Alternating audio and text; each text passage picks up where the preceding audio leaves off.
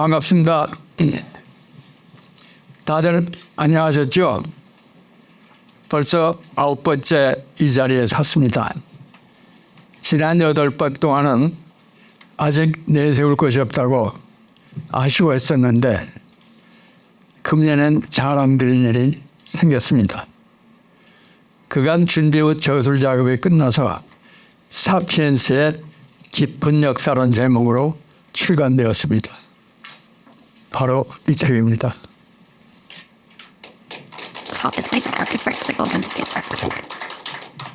뿐만 아니라 서울시 교육청의 고등학교용 인정교과서로 등록이 되었습니다. 인정교과서는 선택 과목의 교과서입니다. 쉽게 얘기해서 그 책을 사용하려고 하는 고등학교가 교육청에 신청해서 심사 합격하면 등록되는 것이 인정교과서입니다. 사피엔스의 깊은 역사는 서울 소재 하나고등학교가 신청하여 등록된 경우입니다. 교육청에 등록된 교재는 순차적으로 교육부 전산망에 등록되어 전국 어디서든 어느 고등학교든 희망하면 그 교과서를 강의할 수가 있게 됩니다. 우리나라의 교육청이 17개가 있습니다. 제가 살고 있는 제주도에도 교육청이 있습니다. 물론 서울시 교육청하고는 이름은 같을 뿐입니다. 그 중에 처음에는 저희 책을 알아보는 교육청을 만나기가 쉽지가 않았습니다. 지금까지 우리나라 고등학교에서 과학 분야는 물리, 화학, 생물, 지구과학 4과목으로 나눠서 교육되고 있습니다. 그러나 저는 이렇게 생각했습니다. 격변하는 시대가 요구하는 인재를 양성하기 위해서는 더 이상 기존 시각에 머물러 있어서는 안 된다.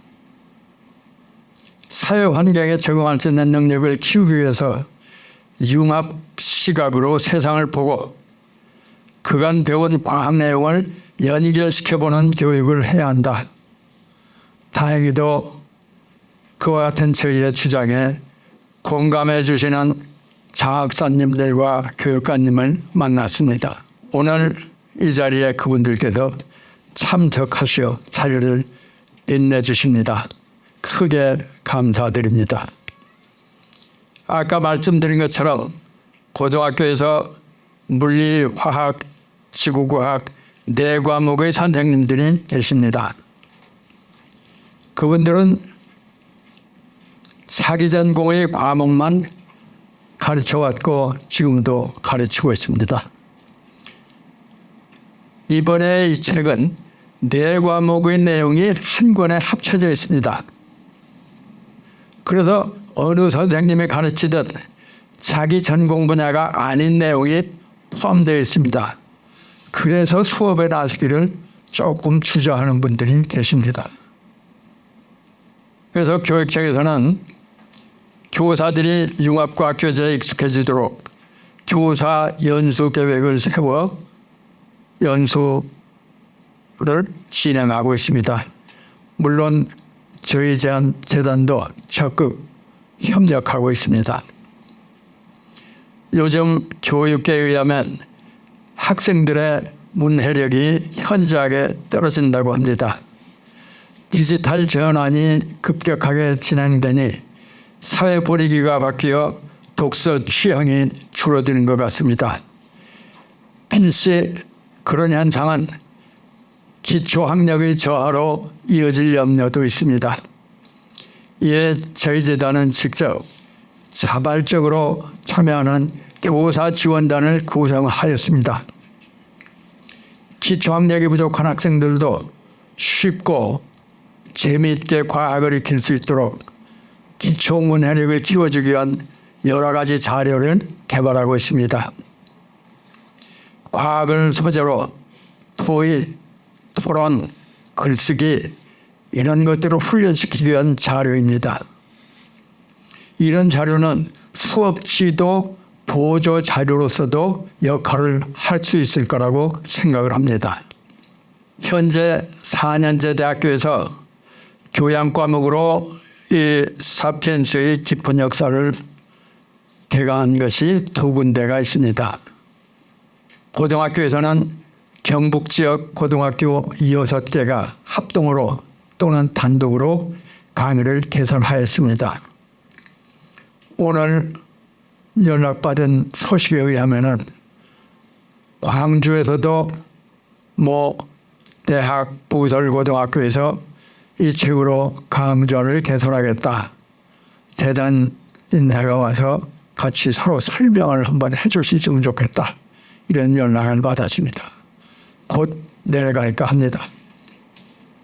그렇게 된다면 영남과 호남이 바야흐로 사피엔스의 깊은 역사를 매겨 또 하나 화합의 루트가 열리는 것이 아닌가 그런 생각도 해봅니다.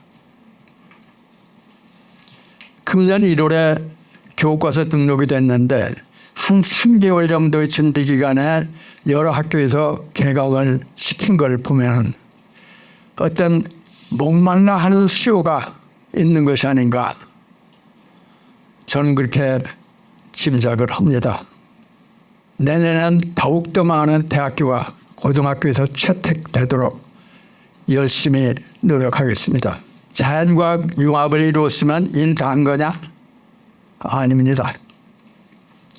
그 다음 순서는 당연히 자연과학과 인문학의 융합을 생각해야 합니다. 현재 자연과학은 금세기에 들어와서 급격하게 발전하고 있습니다. 천체물리학이나 지구과학 분야도 발전하고 있지만 생명과학이나 내신경과학 분야에서의 발전은 20세기 것과 비교하여 아주 두드러집니다. 특히 새로운 분야인 인공지능 분야의 발전은 인류의 앞날을 예측하기 어렵게 만들 정도입니다. 그러나 인문학에서는 아직 이런 최근의 발전 내용을 미처 담아내지 못하고 있는 것 같습니다. 오늘 이 자리에 저명한 철학자 몇 분이 참석 계신 자리라서 꺼내보는 이야기입니다. 근데 마침 저명한 철학자 한 분이 건강이 안 좋으셔가지고 오늘 못 오신다고 해서 공석으로 나와 있습니다.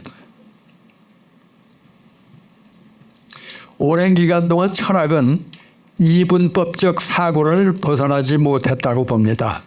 하늘이 있고 땅이 있다. 원본이 있고 사본이 있다. 육체와 영혼은 각각 별도로 논다. 이런 이분법 말입니다. 육체적 감각 능력만으로 시공간을 관찰하고 머릿속으로 추론한 논리나 언어만으로 세계와 인간을 인식해왔다면 이제는 과학을 통하여 그 진위를 검증받아야 한다고 봅니다. 빅뱅 때 만들어진 수소와 수소원자가 어떻게 인간까지 진화돼서 생겨나게 됐는지, 인간은 어떻게 지구의 정복자가 되었는지 그 과정을 각 단계별로 소상하게 살펴본 것이 바로 사피엔스의 역사입니다. 세계와 인간을 이해하려는 학문을 철학이라고 한다면 사피엔스의 역사를, 깊은 역사를 살펴보는 것이 바로 철학하기 위한 최적의 접근 방법 중 하나가 아닐까 생각합니다. 그래서 저는 겁도 없이 이 자리에서 자연과학의 융합으로 얻은 세계와 인간에 대한 이해의 성과를 인문학, 특히 철학의 업데이트에 활용해 보면 어떻겠느냐 하는 제안을 하고 싶습니다. 철학의 중심을 잡아준다면 종교나 정치, 경제 분야에서도 물이 흐르듯이 자연스럽게 트리밍이 되지 않겠습니까? 길게 보면 그렇게 가는 길만이 우리 사회의 갈등 구조를 풀어내는 올바른 방법이 아닐까 생각합니다. 9년째 이 자리에서 얘기한 것이 어떻게 하면 우리 사회에 만연해가고 있는 갈등 구조를 조금이라도 해소할 수 있는 방안이 있을까 그것을 한번 찾아보자 하는 것을 목표로 삼고 왔는데 시간이 갈수록 풀리기는커녕 더욱 꾀만 가니 참으로 답답한 심정을 금할 길이 없습니다. 그래서 물방울이 바위를 뚫을 수 있다라는 믿음을 가지고 꾸준히 한번 가보자 그런 생각을 합니다. 여러분들께서들도 많이 협조해 주시고 동참해 주시면 고맙겠습니다. 감사합니다.